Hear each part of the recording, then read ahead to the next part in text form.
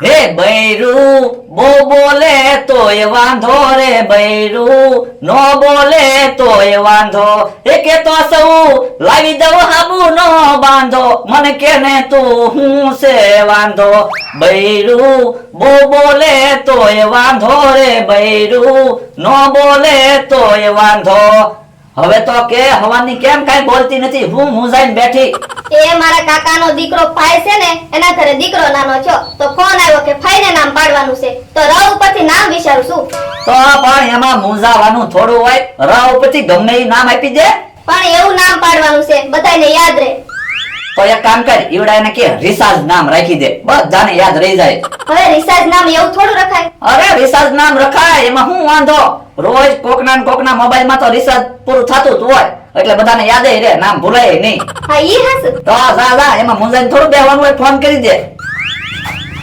ઈ બકુલભાઈ બેઠા છે ને તમને એક પ્રશ્ન પૂછવાનો છે હું બોલ એ ઢોલ વધારે વાગે કે ઢોકો કેમ એમ પ્રશ્ન પૂછ્યો એ હું તોફાન કરતો હોઉં ને તો મારા મમ્મી એમ કે હમણે એક ઢોલ મારીશ ને અને મારા પપ્પા એમ કે હમણે એક ઢોકો મારીશ હાસુ કહું ઢોલ ય નો વધારે વાગે અને ધોકોય નો વધારે વાગે સૌથી વધારે તો શબ્દો વાગે એટલે એ ઢોલ મારી હોય તોય ઘડીકમાં ભૂલાઈ જાય અને ધોકો માર્યો હોય ને તોય ઘડીકમાં ભૂલાઈ જાય પણ કોઈ કે મેણું માર્યું હોય ને તો જિંદગી ભર ન ભૂલાય લ્યો બોલો મારો માણસ કેટલો આહુ ઓરડી ઉપર કેટલો કચરો પડ્યો કોઈ દી વાળતો જ ના ને કોક મહેમાન આવ્યું હોય તો મારા દાંત ન કાઢે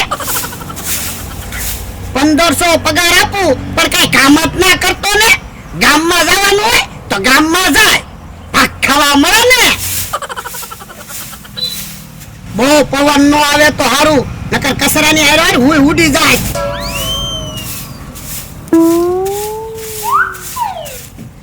થોડોક આઘો વાળવા વયો જાવ પડું તો નહીં પતરા ની તૂટે ને નકર પતરાનો ખર્ચો થાય નવા પતરા લાવવા પડશે પણ વાવવું તો પડશે ને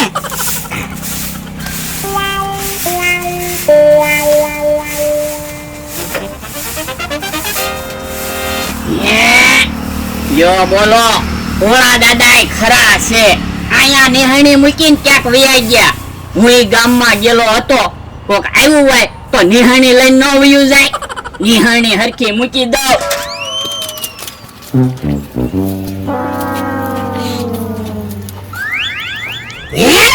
નિહાણી મૂકી તે નિહાણી ક્યાં ગઈ હે હવે હું ઓરડી પરથી એટે કેમ ઉતરી એટલે કોઈ છે તો આવજો ભોળા દાદા એકલામાં ક્યાંય હતા નહીં ને ક્યાં બોલ્યા એ હું આયા છું ઓરડી ઉપર ગાંડા થઈ ગયા કે હું કેમ ઓરડી ઉપર બેઠા એ ઓરડી ઉપર હું કચરો વાળતો તો પણ ઓરડી ઉપર હું કેમ કચરો વાળતા થા અહીંયા કેટલો કચરો પડ્યો કોક મહેમાન આવ્યું હોય તો મારા દાંત નો કાઢે પણ આપણા મહેમાનને ઓરડી ઉપર બેહાડવી ના ના તો ભલે ને ન્યા કચરો પડ્યો આ એ હસવો તો હું પડશો ને તો હાથ પગ ભાંગશે તમે મને કાંઈક પૂછતા તો હોય તને હું કામ પૂછું તું શેઠ છો ના ના તો પછી અહીંયા નિહાળી મૂકી હતી ક્યાં ગઈ એ તો મેં ઓરડીમાં મૂકી દીધી હું કામ એ કોક લઈ ગયો હોય તો પણ મેં અહીંયા નિહાળી મૂકી હતી એમ થોડું કોઈ લઈ જાય પણ મને ખબર નહોતી કે તમે વાંદરા એમ ઓરડીની ઉપર બેઠા છો હે હું બોલ્યો અહીંયા તો ના રે ના તમારે ધોલ મારવી કા તો હવે તમને ઓરડી ઉપરથી હેઠા ઉતારવા જ ના હે તે હવે ધોલ નહીં મારું જા નિહાળી લઈ આય તો પણ નિહાણીની શું જરૂર છે નથી ધુક્કો ખાઈ જાવ ને ના રે ના તો તમારા હાથ પગ નો ભાંગી જાય તો ઉભાઈ રહ્યો નાના છોકરાની જેમ હું તમને તેડી લાવ ના રે ના હું થોડો નાનો છોકરો છું કે મને પછાડ્યો હોય તો એ હારું તો લ્યો નિહાણી લેતો આવું એ જા યો બોલો નિહાળી ઓરડીમાં મૂકી દીધી ઈ તો હારું થયું અહીંયા હતો નકર ઓલી વાડીએ વયો ગયો હોત તો મારે તો આખો દિવસ ઓરડી ઉપર જ બેહી રહેવું પડત ને યા નિહાણી ઓય બાપા નિહાળી મને પૂછ્યા વગર ઓરડીમાં મૂકી દીધી કા લ્યો બોલો હું તો કામ કરું તોય માર ખાવાના કામ ન કરું તોય મારે તો માર જ ખાવાના હવે ઈ વાત જવા દે ક્યાં જોતો એ ગામમાં ગેટ બને ને તે ગેટ જોવા ગયો તો હે ગામમાં કોણ ગેટ બનાવે એ એ મુખી ગેટ બનાવે પછી ગેટ ઉપર મુખી નું નામ લખાવે એ મુખી ને તો પછી બધા રોજ યાદ કરશે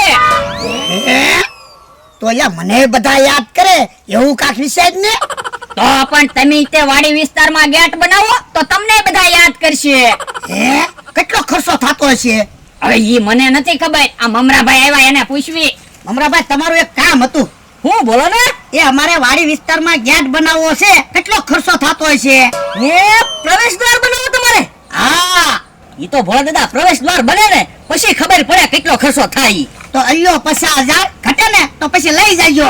એ વાંધો નહીં અને આમ જોવો ઓલી બાજુથી રસ્તો આવે છે ને ત્યાં પ્રવેશ દ્વાર બનાવવાનો છે અને ઉપર ભોળા દાદાનું નામ લખવાનું એ વાંધો નહીં ભોળા દાદાનું નામ લખી નાખશું બસ બસ હવે તો ભોળા દાદા તમને બધા કાયમ યાદ કરશે હા હે લ્યો બોલો એટલા બધા પૈસા ક્યાંથી લાવ્યા?